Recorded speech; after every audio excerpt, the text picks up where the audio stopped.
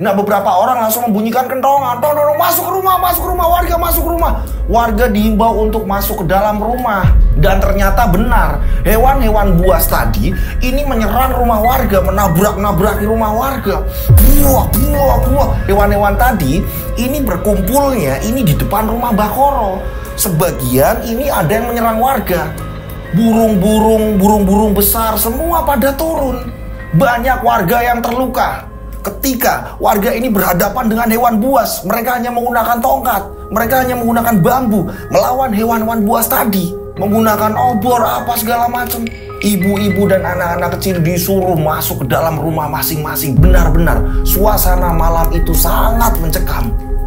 Tolong. Assalamualaikum warahmatullahi wabarakatuh. Kembali lagi bersama saya Rian Agus Widodo di channel Raw.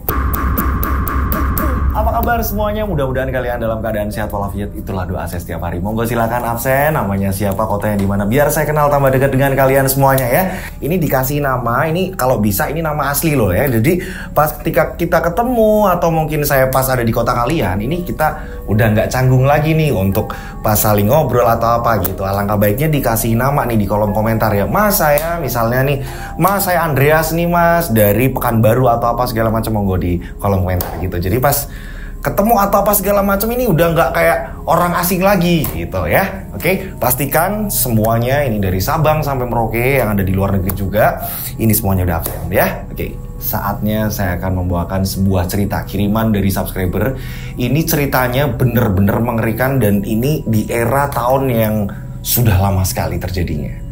Ceritanya seperti apa? Ceritanya seperti ini. Kiriman dari subscriber menceritakan ada seorang dukun di mana dukun tersebut ini tinggal di sebuah perkampungan dan mendapatkan julukan Dukun Sewu Kelon. Dukun Sewu Kelon. Kelon itu kalau di tempat kita ini apa Mas Lutfi? Kelon itu apa ya? Tidur bareng dengan pasangan gitu ya kan? Dukun Sewu Kelon. Kenapa bisa dikatakan atau mendapat julukan Dukun Sewu Kelon? Ini dukun tersebut ini bisa menyambungkan cinta yang udah patah bersemi kembali. Hubungan yang udah cerai ataupun yang belum cerai, yang nyaris putus atau yang nyaris berantakan segala macam. Ini mudah sekali si dukun itu mempersatukan. Jadi ketika ada orang yang bermasalah di rumah tangganya datang ke dukun tersebut, ini rumah tangga jadi adem, tentrem, ayem. Bahkan gak cuma itu ya, ini ketika udah kumpul lagi, ini langsung punya anak.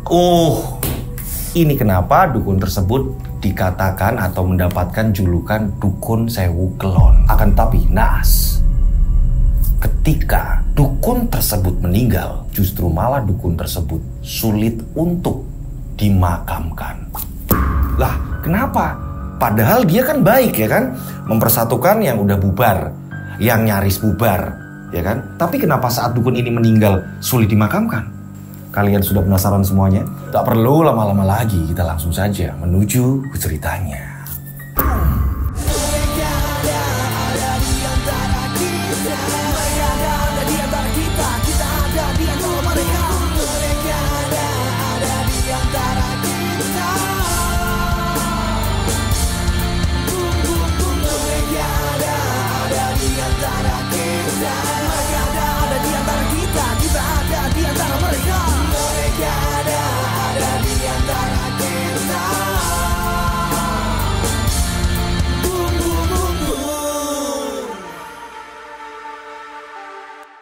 Seperti biasa, nama tempat toko semuanya sudah disamarkan untuk keamanan bersama. Dari pengirim cerita meminta, Mas tolong dong Mas disamarin semuanya Mas untuk keamanan saya dan keamanan Mas Dodo gitu ketika membawakan cerita gitu. Nah, karena ini sebuah apa ya Mas, perjanjian ya Mas Lutfi. Jadi ketika di kemudian hari ada apa-apa segala macam, kami semua ini tidak bertanggung jawab. Nah, inilah tujuannya untuk disamarkan gitu. Ini cerita udah lumayan lama sekali. Tahunnya ini tahun-tahun zaman dulu 80-90-an lah, kurang lebih seperti itu.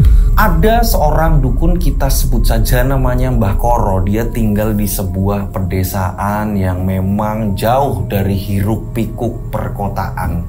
Ya kan, desa tersebut justru malah dekat dengan hutan, persawahan, perkebunan. Dan desa itu bisa dikatakan ini jarak antara rumah satu ke rumah yang lain ini masih ada jeda gitu. Memang di zaman itu seperti itu gitu kan ya. Ini nggak kayak sekarang samping rumah udah langsung rumah, samping rumah langsung rumah gitu. Ini nggak. Jadi zaman dulu ini menuju ke rumah satunya gitu, dari rumah satu ke rumah yang lain ini ada yang namanya perkebunan gitu. Ini ada pembatas-pembatasnya. Nah, di situ bisa dikatakan masih yang sangat-sangat apa ya? Jauh dari kemajuan apa modern atau apa enggak gitu. Di situ bener-bener yang masih alami, masih natural gitu di situ. Bahkan seluruh penduduknya ini bergantung dari petani, persawahan segala macam, berkebun seperti itu. Nah, Mbah Koro tinggal di desa itu.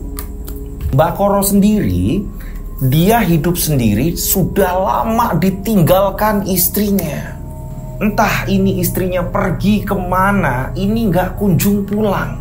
Mbah Koro ini bener-bener sebatang kara. Di rumah yang dimana rumah itu bisa dikatakan kurang adanya yang mengasihi Mbah Koro. Jadi Mbah Koro ini ngapain apa aja sendiri gitu. Jadi kayak makan, bikin apa, selalu sendiri. Nah, untuk menyambung hidup gitu kan ya. Ini Mbah Koro, dia ini bisa dikatakan pekerjaannya gitu. Ini dia nyari kayu. Dia masuk ke hutan, nyari ranting-ranting pohon yang memang udah kering, udah kayak nggak bisa dimanfaatin, dan disitulah dimanfaatin sama Mbah Koro, dikumpulkan, diikat jadi satu, nanti dijual ke depot-depot kayu untuk kayu bakar, ya kan, untuk bahan bakar segala macam seperti itu. Inilah pekerjaan Mbah Koro.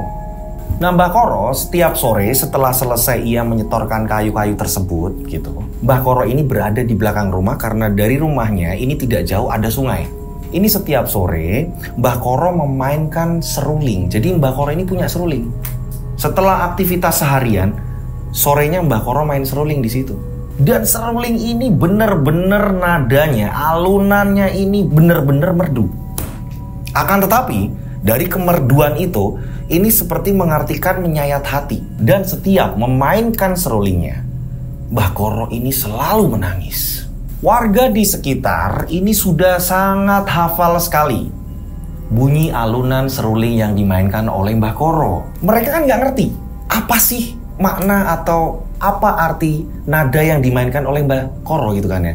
Ini sebenarnya Mbah Koro ini memainkan, dia mengartikan apa sih gitu kan. Nah, ada salah satu tetangganya, ini tepatnya ini ada di samping rumahnya Mbah Koro, kita sebut saja namanya Pak Winar.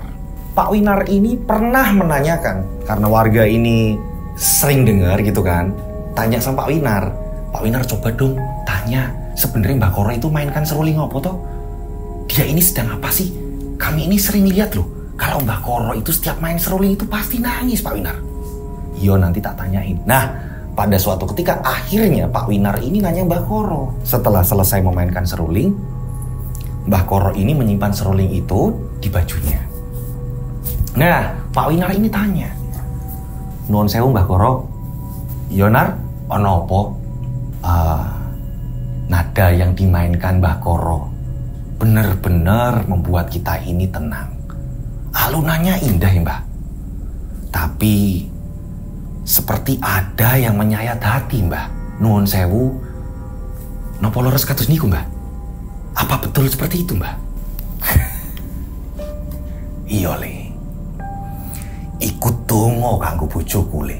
Itu doa buat istriku le. Mbah Koro masih berharap kalau Mbah Putri pulang. Ikut donga, cukup aku sing ngerti le. Iya Mbah, saya sebagai tetangganya Mbah berdoa mudah-mudahan Mbah Putri ini bisa pulang lagi Mbah, dengan kondisi selamat, keadaan selamat, sehat walafiat Mbah. Iya le, aku tak mlepusik yo le. Akhirnya Pak Winar jadi tahu, oh seruling ini dipersembahkan untuk istrinya Mbah Koro. Kita sebut saja Mbah Putri gitu kan. Kalau zaman dulu kan manggilnya untuk Mbah yang perempuan ini kan Mbah Putri gitu kan. Nah, inilah ternyata seruling tersebut ini ada maknanya untuk mendoakan Mbah Putri agar Mbah Putri ini pulang lagi. dan sebenarnya nggak tahu perginya kemana. Nah, disinilah siapa ini Mbah Koro gitu ya. Mbah Koro ini bisa dikatakan kayak orang pinter, kayak dukun. Tapi dukun apa nih? Nah, yang di awal saya cerita di sinopsis. Jadi Mbah Koro ini dukun spesialis penyambung hubungan rumah tangga orang yang memang udah kacau segala macam. Inilah Mbah Koro. Dan rata-rata kebanyakan justru malah tamunya ini dari luar daerah, dari luar kota. Sedangkan ini untuk masuk ke jalur rumahnya Mbah Koro ini harus melewati yang namanya bibir-bibir hutan, yang bener-bener jalanannya ini nggak mulus, ya kan, jalanannya ini masih bener-bener yang rusak atau apa segala macam. Untuk menuju perkampungan itu aksesnya ini sangat sulit. Akan tetapi banyak tamu berdatangan, berharap agar bisa kembali lagi dengan pasangannya yang udah pisah atau apa segala macam. Dan Mbah Koro selalu berhasil mempersatukan hubungan siapapun yang datang ke situ minta bantuan. Selalu berhasil, nggak pernah gagal. Maka dari itu, di kampungnya Mbah Koro nggak ada cerita yang namanya ini orang cerai atau apa segala macam, nggak pernah ada.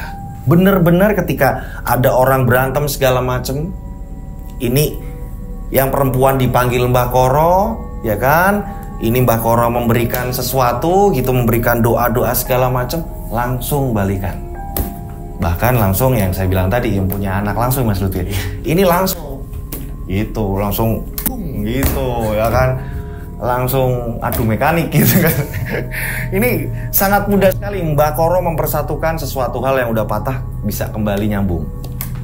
Nah, akan tetapi walaupun Mbah Koro ini dikatakan dukun, Mbah Koro ini orang yang pilah-pilih dalam mengatasi masalah.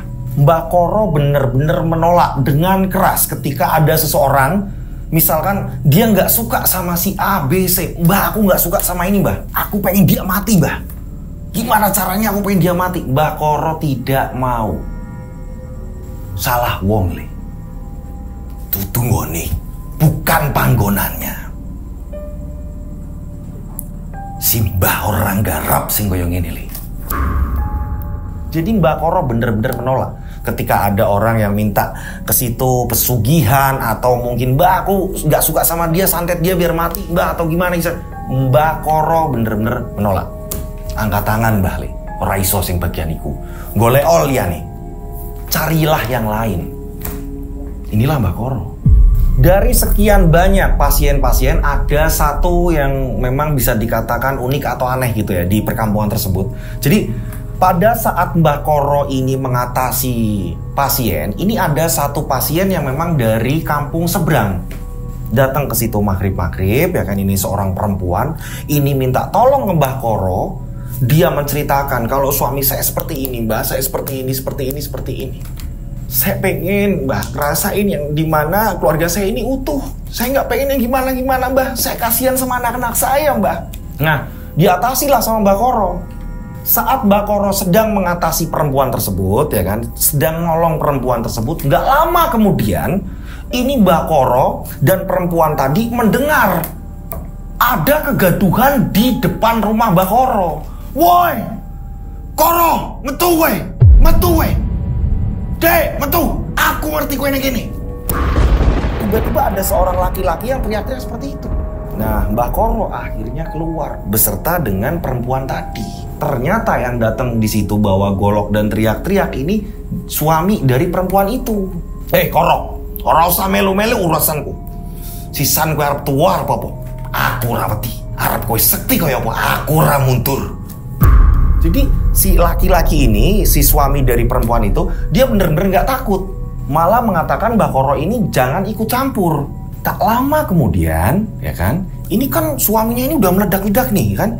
Mbah Koro langsung mengambil seruling yang ada di balik bajunya.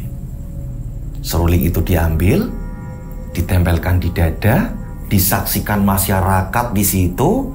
Nggak tahu kenapa pria yang tadi udah meledak-meledak, bahkan udah sempet ngancam Mbah Koro nggak usah ikut campur urusan keluarga bla bla bla bla bla bla. Ini tiba-tiba menjatuhkan goloknya dan langsung bertekuk lutut di hadapan Mbah Koro. Mbah, Ngapurone aku, Mbah. Ini langsung bertekuk lutut. Disaksikan warga yang banyak sekali. Nah kan Kang, bener aku ngomong apa? Ora usah dua-dua ngono, ora usah galak-galakan ngono Kang. Ngadepi Mbak Koro iki bakalan kalah. Banyak ngomong yang seperti itu. Udah nggak usah banyak gaya-gayaan. Kamu kalau udah di depan Mbak Koro bakalan bertekuk lutut udah kamu. Beneran. Setelah udah menjatuhkan goloknya, minta maaf sama Mbak Koro ini langsung mengangkat lagi berdiri. Ayo, saling memaafkan. Kamu yang laki-laki yo memaafkan, kamu yang perempuan juga minta maaf, saling. Ayo berdamai, ayo pelukan, ayo nyatu. Monggo, silahkan pulang. Mereka pulang dengan keadaan damai, mereka pulang seolah-olah tidak ada masalah. Bener-bener sangat mudah sekali Mbak Koro melumpuhkan orang yang tadi udah membludak-bludak, orang yang udah bener-bener kalap gitu kan ya. Ini udah pikiran yang kacau, ini sangat mudah sekali dilumpuhkan oleh Mbak Koro. Nah, tak jauh dari kampung tersebut, ini kan memang banyak hutan. Nah, di pinggiran hutan, ini ada sebuah gubuk. Tinggallah di situ seorang dukun juga. Kita sebut saja dukun itu namanya Mbah Jali. Mbah Jali ini sangat berbeda jauh sekali dengan Mbah Koro. Berseberangan, bisa dikatakan seperti itu. Nah, Mbah Jali dulu tinggalnya bukan di pinggiran hutan, tidak di gubuk yang ada di pinggiran hutan, melainkan tinggalnya ini di satu kampung yang sama dengan Mbah Koro. Akan tetapi warga ini mengusir Mbah Jali, sehingga Mbah Jali ini pindah ke pinggiran hutan. Karena apa? Mbah Jali ini dukun yang sangat menyesatkan, menggunakan ilmu hitam dan menerima pasien-pasien. Ini pasien banyak kan di situ. Pasien yang mintanya ini yang aneh-aneh, seperti pesugihan, nyantet orang, mencelakai orang. Nah, warga ini geram, hingga pada akhirnya warga ini mengusir Mbah Jali.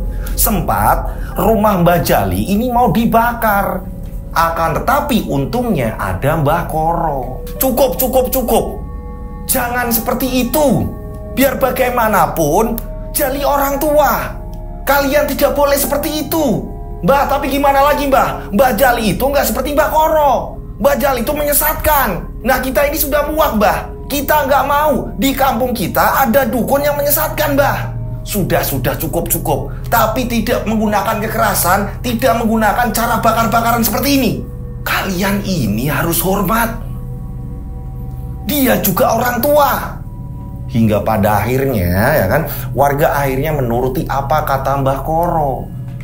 Mbah Jali ini dipindahkan di pinggiran hutan, dibuatkan gubuk. Mbah Jali akhirnya tinggal di situ. Akan tetapi pada saat itu ya kan, ini bukannya terima kasih sama Mbah Koro, saat diusir justru malah ketawa. Suatu saat kalian akan bersujud padaku. Ini bener-bener gak tahu terima kasih ya kan, untuk warga ini tidak membakar dia hidup-hidup beserta rumahnya. Ini malah ketawa. Dan di sini Mbah Jali jalannya ini sambil diseret. Maaf, ini di bagian kaki sebelah kanan cacat. Jadi jalannya ini diseret. Dibuatkanlah gubuk di pinggir hutan. Dulunya ini memang sering sekali kedatangan tamu dari luar daerah, juragan-juragan yang pengen cepet kaya, ya kan, yang ingin mencelakai musuhnya atau apa segala macem. Akan tetapi Mbah Koro ini selalu menghimbau warga agar tidak membenci Mbah Jali. Akan tetapi warga benar-benar sudah terlanjur membenci Mbah Jali. Nah, Mbah Koro ini kan setiap harinya ini nyari kayu. Itu kan ranting-ranting kayu yang ada di hutan dikumpulkan, ya kan. Ini ketika Mbah Koro ini ngambil kayu di tengah hutan, Mbah Koro ini setelah menaruh kayunya di rumah gitu, dia ini ngambil makanan, diantarkan ke tempatnya si Mbah Jali. Datang ke pinggiran hutan, masuklah ke dalam hutan itu, diberikan ke Jali ya kan, ini makanan. Setelah itu Mbah Koro pulang lagi. Dan ketika papasan sama warga ini sering nanya, Mbah Koro dari mana Mbah? Dari tempatnya si Jali. Loh, ada keperluan apa toh Mbah? Dia juga manusia, butuh makan. Udahlah Mbah, gak usah diurusi. Mati juga gak apa-apa Mbah. Lagian dia kan menyesatkan loh Mbah. Gak boleh gitu. harus berbagi. Urip iku urup. Harus menerangi, harus berbagi ke yang lain. Kalian kapan berbagi sama Jali? Alah, sudahlah Mbah. Kami nggak mau Mbah. Orang dia ini kayak gitu kok Mbah. Nggak boleh gitu. Ya udahlah Mbah, nantilah kalau saya ada rezeki atau apalah Mbah, baru kami kesana Mbah. Ya wis, saya pulang dulu. Jadi walaupun Mbah Jali ini dibenci warga ya kan, ini Mbah Koro selalu melindungi Mbah Jali, menyatukan agar warga ini tidak terlalu membenci Mbah Jali. Jangankan kok Mbah Jali, ini warga-warga yang dari luar daerah datang ke situ, hubungannya retak atau apa segala macam dalam urusan rumah tangga, ini mampu dipersatukan. Makanya Mbah Koro di sini selalu menghimbau warga agar tidak membenci ke siapapun, termasuk Mbah Jali.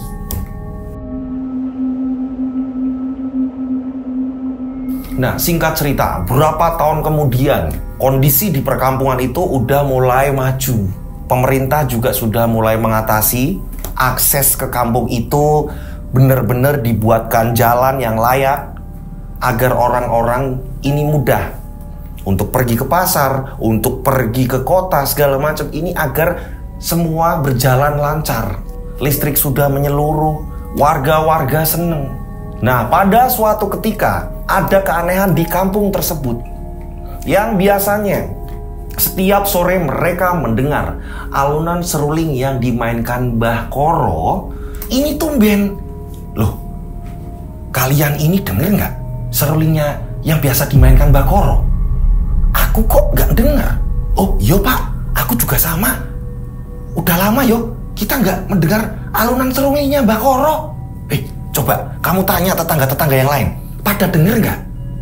Ternyata udah beberapa hari mereka sama sekali tidak mendengar Mbah Koro memainkan seruling. Padahal sering sekali dulu ketika Mbah Koro memainkan seruling, ya kan? Ini warga-warga yang mendengar ini berhenti sejenak untuk mengucap amin.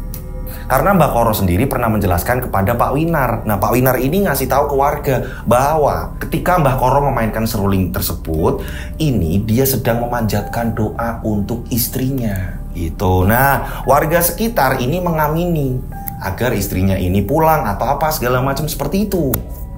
Nah, warga ini kan ada keanehan gitu kan ya. Yang biasanya mendengar suara seruling itu kok ini tumben udah berapa hari. Dan rumahnya Mbah Koro kok tutupan terus. Nah, akhirnya ini ada beberapa warga langsung mendatangi Pak Winar. Pak Winar yang sedang di sawah disamperin lah sama tetangga. Pak Winar, nuwun sewu Pak Winar. Yo, ada apa ya? Ini Pak Winar, kami ada sesuatu yang janggal ini Pak Winar. Janggal kenapa? Jadi gini, Pak Winar ini kan rumahnya nggak jauh dari tempatnya Mbah Koro. Iya? Ada apa yo? Loh, masa iya Pak Winar ini malah nggak ngeh kalau suara serulingnya Mbah Koro ini udah nggak pernah terdengar lagi loh. Loh, iyo yo, aku kok malah nggak ngamati, padahal aku yang terdekat. Nah makanya Pak, coba Pak Winar dicek, barangkali kenapa-napa. Lah wong Mbah Koro udah tua kok, udah sepuh kok. Iyo yo. Ya wis, nanti aku kesana.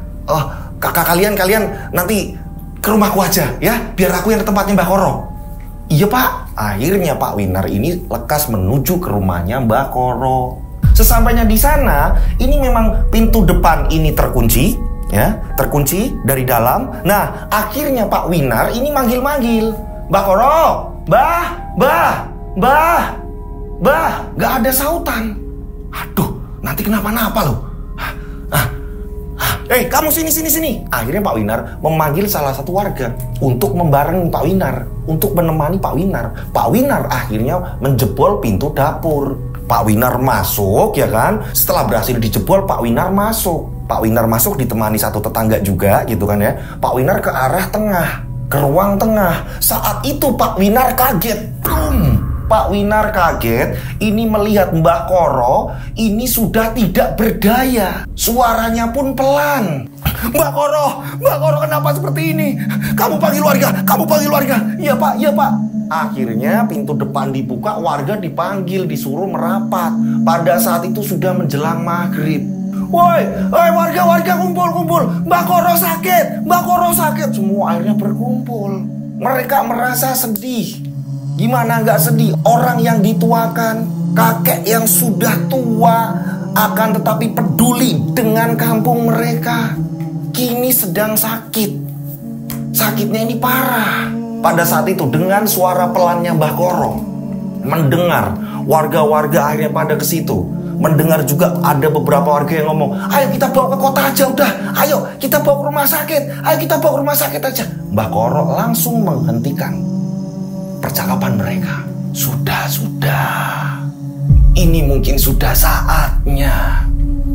Sudah saatnya saya pulang. Tak perlu kalian membawa saya ke rumah sakit. Gak usah. Diingat, ada satu pesan dari saya. Apapun yang terjadi, kalian harus hidup rukun satu sama lain. Jangan sampai kalian ini saling membenci, termasuk membenci si Jali. Pesan dari Mbah Koro. Iya tuh gimana ini? Kita nggak boleh benci sama Mbah Jali. Iya. Dan pada saat itu Mbah Koro pun melanjutkan percakapan. Aku yakin malam ini aku pulang. Jadi nanti kalau aku sudah tidak ada, segera dimakamkan saja. Mbah, jangan ngomong kayak gitu, Mbah. Mbah, jangan ngomong kayak gitu, Mbah. Tolong, Mbah, jangan ngomong kayak gitu. Kami ini masih butuh Mbah. Tolong, Mbah. Mbah nggak boleh ngomong kayak gitu, Mbah. Mbah pasti sembuh, Mbah. Mbah pasti sembuh, Mbah.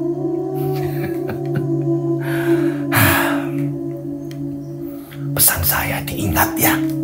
Dan kalau aku banyak salah di kampung ini, maafkan aku atas semua kesalahan-kesalahanku. Mbah jangan ngomong seperti itulah, Mbah. Mbah bakalan sembuh, Mbah. Begitu juga Pak Winar, tetangga yang terdekatnya. Mbah gak boleh ngomong kayak gitu, Mbah. Janganlah, Mbah. Apa yang harus kita lakukan? Wes, cukup, gak usah. Tak lama setelah Mbah Koro selesai ngomong, ini tiba-tiba semuanya dikagetkan dengan suara petir yang sangat menggelegar. Kaget semuanya. Dan tak lama turunlah hujan yang sangat deras. Hujan deras disertai angin yang sangat kencang. Apa ini? Ada apa ini? Semua ketakutan. Semua berlindung di dalam rumahnya Mbah Koro. Nah, ini kondisinya pas maghrib. Tak lama setelah hujan reda, tiba-tiba Mbah Koro ini sakaratul maut. Nafasnya Mbah Koro ini benar-benar tinggal di leher. Mbah Koro sudah tidak bisa diajak ngomong. Mbah Koro. Nah, salah satu warga ini langsung menuju ke tempatnya, kita sebut saja namanya Pak Anas. Nah, Pak Anas ini bisa dikatakan dia ini imam sholat yang biasa di musola di mana mereka ini berjamaah bareng-bareng. Pak Anas dipanggil.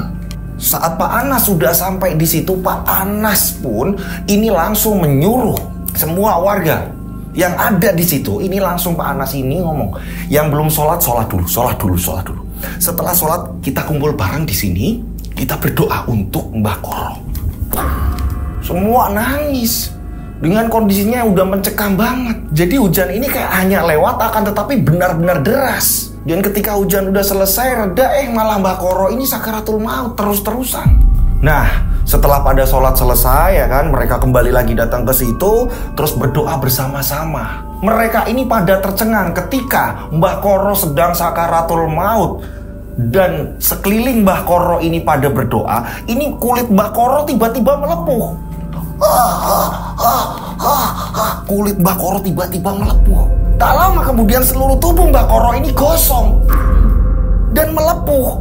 Banyak benjolan-benjolan kecil berisi air. Semua warga yang berdoa ini sampai mereka ini berhenti, kaget melihat kondisi tersebut. Nah, ada warga yang mengatakan, udah jelas, ini pasti ulahnya Mbah Jali. Mbah Jali ini tidak terima. Nah, saya yakin ini Mbah Koro bisa seperti ini dibuat oleh Mbah Jali. Iya gak teman-teman? Iya gak Pak? Iya benar-benar, ini pasti ulah Mbah Jali. Pada ngomong seperti itu semua. Pak Anas langsung menghentikan, cukup sudah. Jangan menuduh. Nah, Pak Anas pun tanya sama Pak Winar. Pak Winar, ini bagaimana awalnya? Jadi memang para warga ini udah lama gak denger suara seruling yang biasa dimainkan Mbak Koro, Pak Anas. Terus warga-warga ini nemuin saya. Nah, saya akhirnya nyari tahu sebenarnya apa yang terjadi dengan Mbak Koro. Saya masuk lewat pintu belakang, saya dobrak, dan saat itu saya kaget melihat Mbak Koro sudah dalam keadaan yang parah banget, Pak. Tadi Mbak Koro sempat berpesan, Pak Anas. Mbak Koro berpesan kalau apapun yang terjadi, warga di sini harus saling rukun dan jangan sampai membenci Mbak Jali. Dan Mbak Koro juga sudah minta maaf ke seluruh warga kalau ada salah. Itu, Pak. Nah, berarti kalian dengar sendiri kan? Mbak Koro pun sudah berpesan agar kita tidak boleh membenci siapapun, tidak boleh menuduh ke siapapun, termasuk Mbak Jali. Beliau berpesan seperti itu, kalian justru yang mendengar loh. Harusnya kalian ini menuruti permintaan dari Mbak Koro. Lagian permintaannya Mbak Koro ini permintaan yang benar. Kita tidak boleh saling bermusuhan dan tidak boleh saling menuduh, tidak boleh saling membenci, termasuk Mbak Jali. Tapi saya yakin, Pak, ini udah jelas. Kalau ini ulahnya Jali, Pak. Udah jelas, Pak. Hei warga-warga, ayo kita serang Jali saja. Jali suruh tanggung jawab atas sakitnya Mbak Koro yang seperti ini. Pada saat itu kan sempat gaduh para warga. Sebagian ini pengen ke tempatnya Jali, gitu kan, yang nggak terima dengan kondisinya Mbak Koro seperti ini, ya kan. Pak Anas juga melerai. Nah, di sisi lain Mbak Koro menghembuskan nafas terakhir. Mbak Koro meninggal dunia. Pak Winar ini menyaksikan, panas, Mbak Koro panas. Mbak Koro meninggal. Wah, semua di situ benar-benar merasakan sedih yang sangat luar biasa. Mbak Koro meninggal. Benar-benar di situ suasananya langsung hening. Nah, Pak Winar pun ngomong sama Pak Anas. Mbak Koro juga berpesan Pak Anas. Dia minta dimakamkan langsung Pak Anas. Ya udah, sekarang gini aja. Warga bagi tugas. Ada yang mengambil perlengkapan pemandi jenazah dan ada juga kalian sebagian ini menggali makam. Iya Pak Anas, iya Pak Anas. Ya udah, sekarang. Akhirnya sebagian ini, ya kan, ini langsung datang ke tempat pemakaman umum. Nah, Pak Anas ini menugaskan mereka langsung bergegas dengan tugasnya masing-masing. Akan tetapi, ini tak lama kemudian mereka kembali lagi dengan laporan ke Pak Anas. Mereka ini ketakutan. Pak Anas, kami mau lapor, Pak. Kami mau lapor. Ada apa? Bagaimana tugas kalian? Terus mana alat pemandi segala macam, keranda, kenapa nggak dibawa ke sini? Ada apa kalian? Pak, maaf Pak, kami nyerah Pak. Loh, ada apa ini? Warga-warga yang lain yang ada di situ juga sempat kaget. Ada apa? Pak, tanah makam yang kita gali Pak, tiba-tiba ini keluar ular Pak. Ular yang sangat banyak sekali Pak. Dan rata-rata ular tersebut ini ular yang sangat berbisa Pak. Kami takut Pak. Dan kondisi tanah benar-benar ini sulit untuk dicangkul Pak. Padahal habis turun hujan yang sangat deras Pak. Tapi benar-benar kami kesulitan Pak. Sebagian juga lapor, Pak, kalau saya lebih aneh lagi Pak. Masa iya ada yang mengambil keranda Pak? Di situ tidak ada keranda Pak. Tempat penaruh keranda di gubuk itu Pak, yang dekat dengan pemakaman, ini nggak ada sama sekali Pak. Alat-alat untuk memandikan segala macam di situ juga nggak ada Pak. Ya ampun, kok bisa seperti ini? Siapa yang mengambil? Nah, para warga ini langsung menyimpulkan, ya kan Pak Anas, udah jelas ini pasti ulah Mbak Jali. Siapa lagi? Ini udah jelas Pak. Masa iya Pak Anas hanya tinggal diam? Mbak Koro ini minta dimakamkan secara langsung, ya. Ini kenapa bisa seperti ini? Tanah sulit untuk digali, keluar ular yang berbisa, belum lagi dari warga yang lain. Ini tiba-tiba mengatakan jika keranda dan alat pemandi jenazah pada hilang. Coba Pak bayangkan Pak. Sudah. Tenang. Nah, pada saat itu warga ini sudah sulit untuk ditahan lagi. Mereka benar-benar bersikukuh pengen ke tempatnya Jali. Gimana caranya Jali harus kita bunuh? Jali harus bertanggung jawab atas kematian Mbak Koro. Sudah. Sekarang gini aja. Kalau itu memang permintaan kalian, biarkan saya dan Pak Winar ini datang ke sana. Saya yang akan menyelesaikan ini. Kalian tunggu di sini. Ya, tapi kami juga ingin ikut, Pak. Kami pengen melihat reaksi Jali bagaimana ketika kita datang lagi ke sana, Pak. Saya pengen lihat reaksi Jali seperti apa, Pak. Pasti dia takut, Pak. Walaupun dia sakti kayak apa-apa, kami nggak takut, Pak. Iya, Pak, kami nggak takut. Sudah. Kalian tunggu di sini. Biar saya sama Pak Winar, dan tolong ada satu warga lagi ikut aku. Ayo, ikut saya. Akhirnya para warga ini disuruh tetap di tempatnya Mbah Koro. Nah, yang berangkat ini bertiga ke tempatnya Mbah Jali.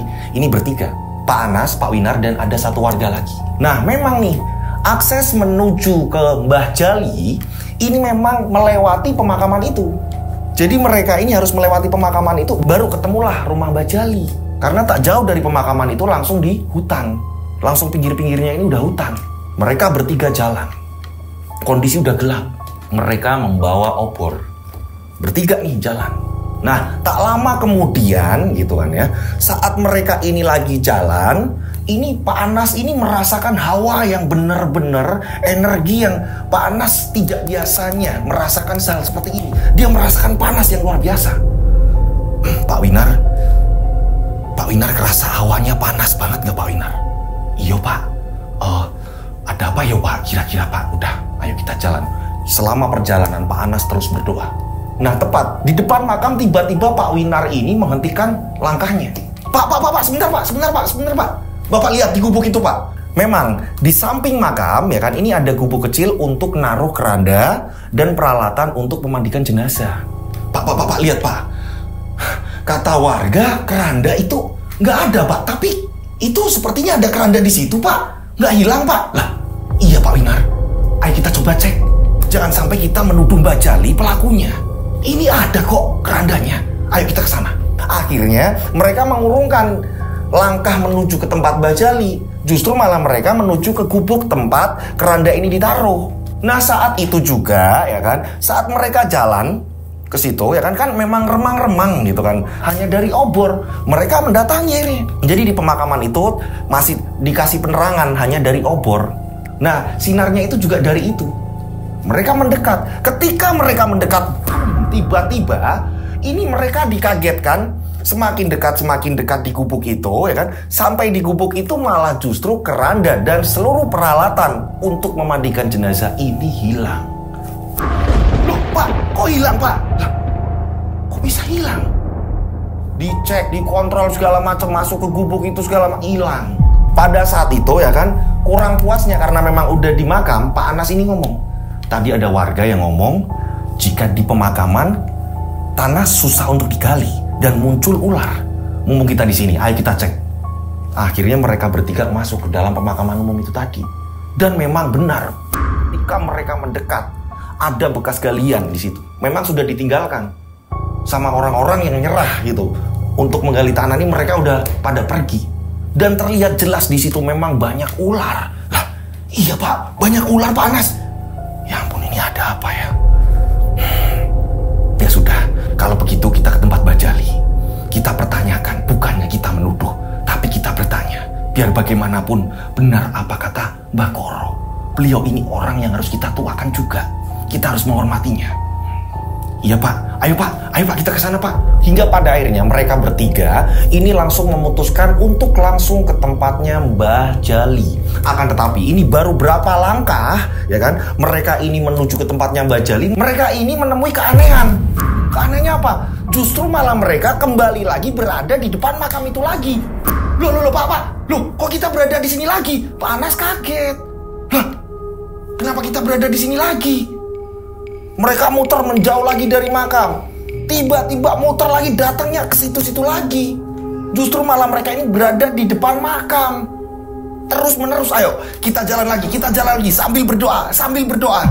Saat mereka ini lagi kebingungan ya kan, lagi muternya ke situ lagi muternya ke situ lagi. Tak lama kemudian Pak Anas ini melihat ada beberapa hewan liar, hewan buas ini berlarian. Banyak hewan Pak Anas, banyak hewan. Lah iya, banyak hewan. Ini banyak hewan liar ini pada berlarian. Anehnya hewan buas ini melewati mereka. Mereka lari dari arah mana? Mereka lari. Nah ini Pak, lah Kok arahnya ke arah perkampungan, Pak? Kok arahnya lari ke arah perkampungan, Pak? Hewan-hewan buas tadi ini justru malah larinya ke arah perkampungan. Pak, kita harus ngabarin warga, Pak. Hewan-hewan buas ini pasti akan menyerang warga, Pak. Kita harus ngabarin warga, Pak. Pak Anas juga bingung.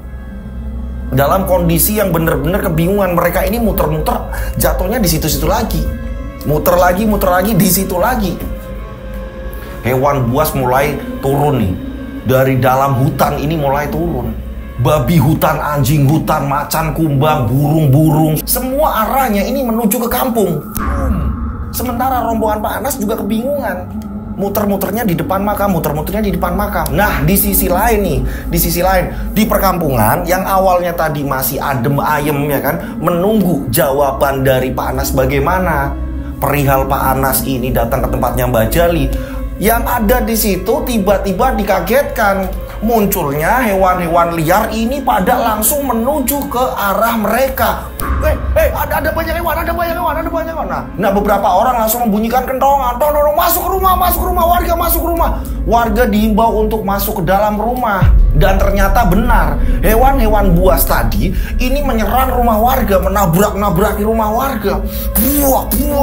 Hewan-hewan tadi ini berkumpulnya ini di depan rumah Mbak Koro. Sebagian ini ada yang menyerang warga. Burung-burung besar semua pada turun. Banyak warga yang terluka.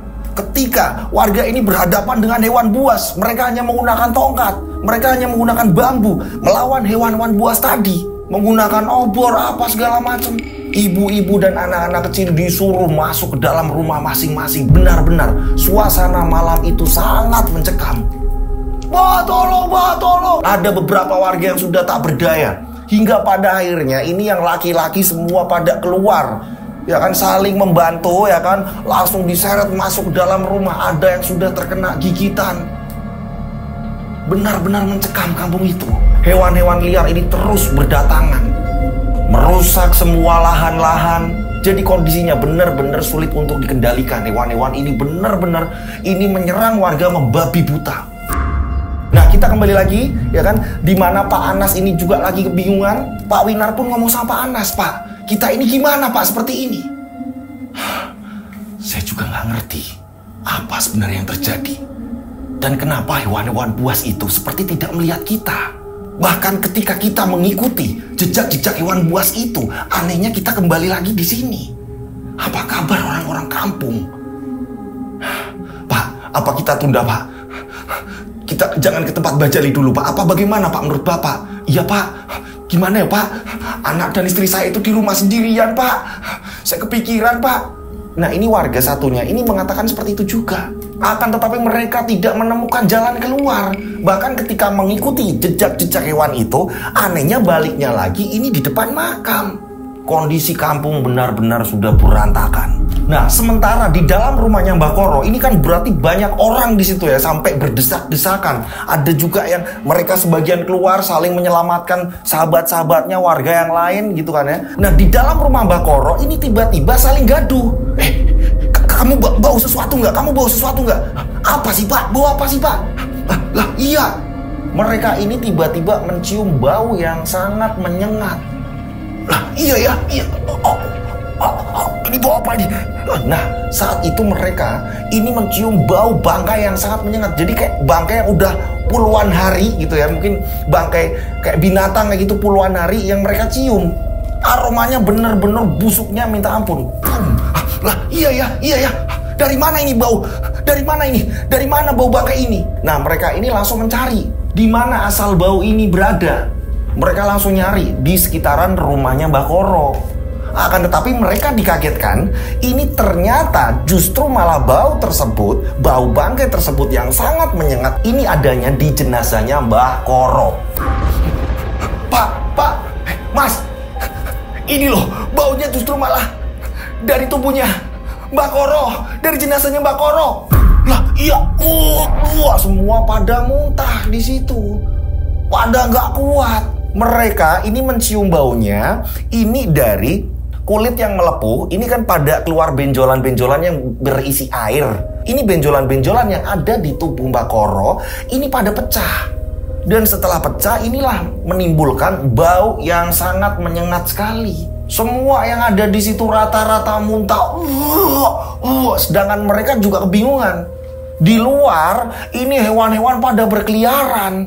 Ada beberapa yang memang gak kuat sekali, akhirnya terpaksa keluar dari rumah. Akan tetapi saat dia keluar dari rumah, justru malah dikejar hewan buas. Akhirnya pada berantem dengan hewan-hewan buas. Karena di dalam rumahnya Mbah Koro, ini mereka nggak tahan. Ada sebagian yang bertahan dengan bau busuk itu tadi. Pak, ada apa ya Pak dengan jenazah Mbah Koro? Kenapa bisa seperti ini?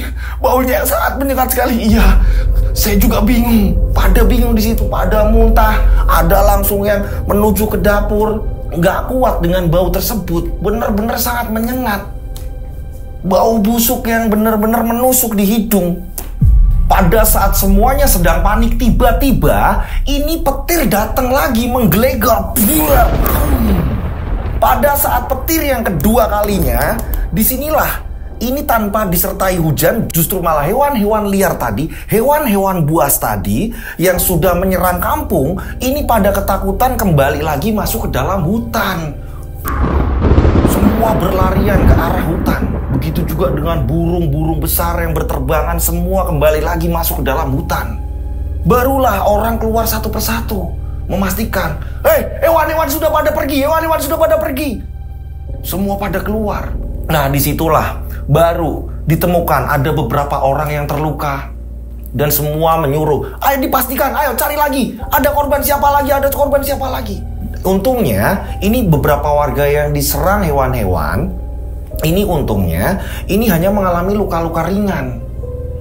Tanpa adanya korban jiwa. Dicek kembali, dicek.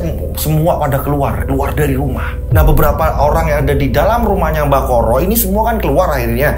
Mereka juga ngomong, jenazahnya Mbah Koro bener-bener bau busuk, bau bangkai.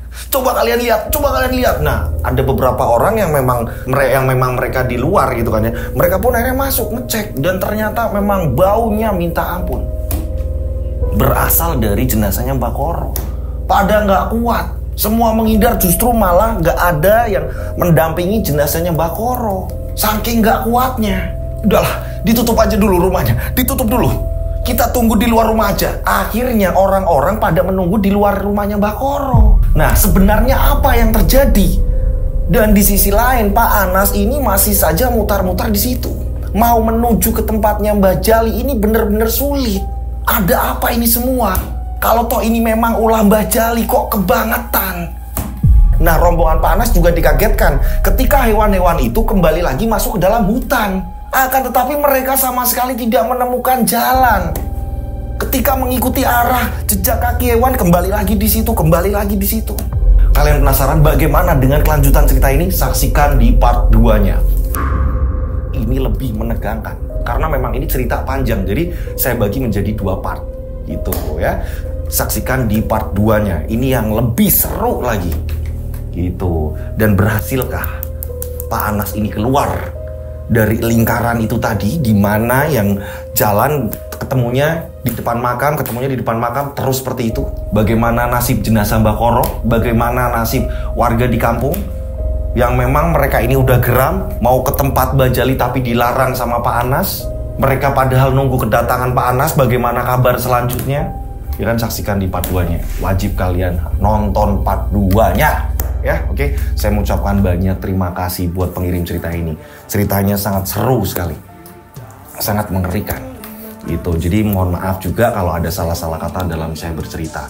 Gitu. Nah, buat teman-teman yang di rumah, ini kalau punya cerita misteri atau pengalaman misteri atau mungkin cerita dari dulu, dari kakek atau nenek atau segala macam sanak saudara dan pengen dibagikan, gitu kan, berbagi di channelnya Rian Agus Widodo, monggo silahkan. Caranya seperti ini, ditulis per paragraf atau per kalimat. Nama yang akan disamarkan diperjelas, jangan sampai di kemudian hari jadi masalah gitu. Jadi dikasih tahu, Mas yang ini disamarkan ya Mas, namanya ini gitu. Dikasih tahu gitu. Nah, bawahnya juga sama, kronologinya ditulis. Awalnya seperti apa, ya kan? Terus teror hantunya seperti apa? ya kan, ditulis yang sangat jelas sekali gitu. Ditulisnya ini, dikirimnya ini per paragraf atau per kalimat. Jangan ditulis ke bawah tanpa titik koma. Yang ada saya bingung dan bakalan kita nggak bisa bawain nantinya. Bentuk hantunya seperti apa, diperjelas ya. Nah, terus penyelesaiannya seperti apa, ujung ceritanya seperti apa, ini semua dikirim per paragraf atau per kalimat. Ini contohnya seperti ini.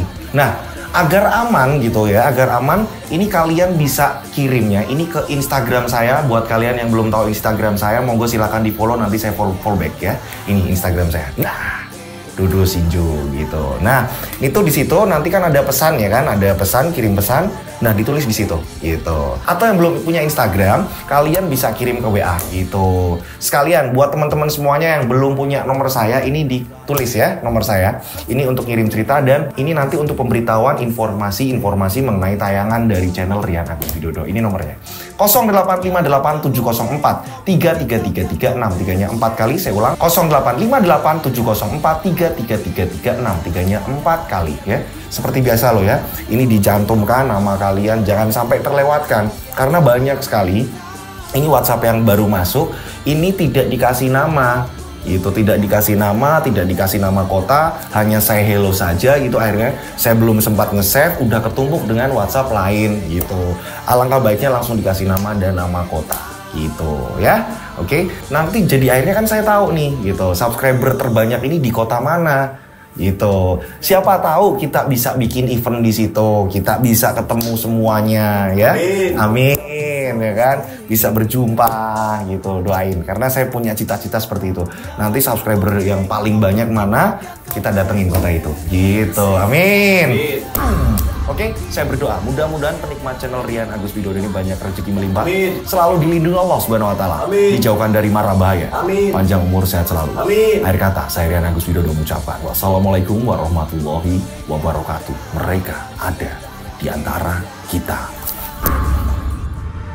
Mereka ada di antara kita. Subscribe channel Rian Agus Widodo, kisah misteri. Mereka ada di antara kita. Nyalakan lonceng, notif, tinggalkan komen, share. Mereka ada di antara kita. Mereka ada di antara kita. Kita ada di antara mereka. Mereka ada di antara kita. Mereka ada di antara kita. Mereka ada di antara kita. Kita ada di antara mereka. Mereka ada di antara kita.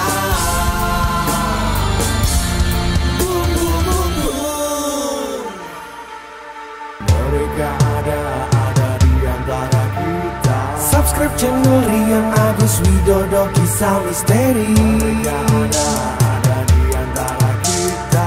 Nyalakan lonceng, notif